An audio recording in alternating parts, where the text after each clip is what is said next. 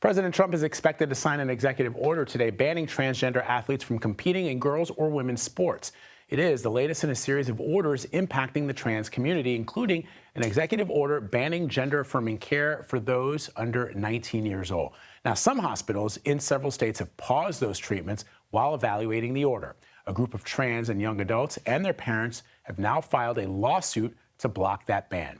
CBS News national correspondent Lana Zak is here in Studio 55. Good to see you, my friend. Great to be with you, Vlad. So let's talk about this executive order on trans care. What does it say? So there are two executive orders that we're talking about. The first one was shortly after President Trump came into office. That's the one on trans care. That's the one that the judge is potentially blocking, that these applicants have asked about. The other one that's going to happen today is about trans athletes and their ability to participate in sports. So the White House is telling CBS News that that's not about transgender as much as it is, in their words, keeping men out of women's sports. But this particular executive order, it says it's a policy of the United States that will not fund, sponsor, promote, assist, or support the so-called transition of a child from one sex to another. And it will rigorously enforce all laws that prohibit or limit these destructive and life-altering procedures. And that's the one that 7 transgender people have sued. So one of the things that I've started to see are people who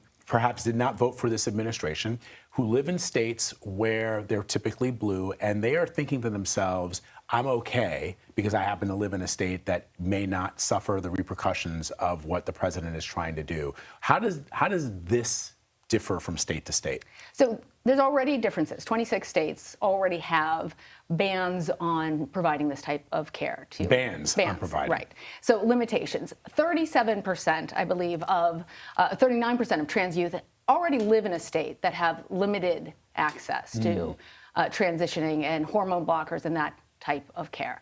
But this would be on a national level. And so that would actually change in many ways the dynamics for people in those blue states.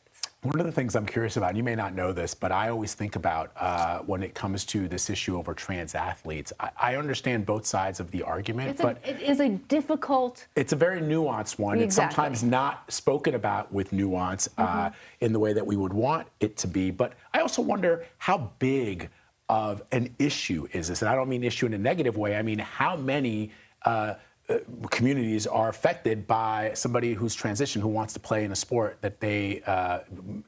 Based off of our politics, it is outsized exactly. in terms of it feels like it's like everywhere, but it really is not. Exactly. And somebody said recently that this is a solution in search of a problem, because it's not a widespread problem. Now, if you are a top athlete and you feel like the person you're competing against has an unfair advantage, to you it's going to be something that's very personal. If you are the parent of a transgender child, you want your child to feel like they can participate fully in society and in their school and in sports. So for those individuals, it is deeply personal.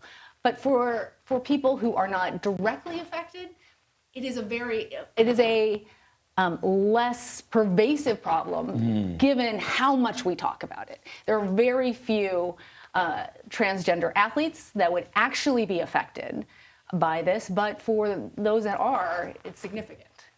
Lana Zak doing the important reporting for us this morning. Good to see you in New York, too. Yeah, thank you very much.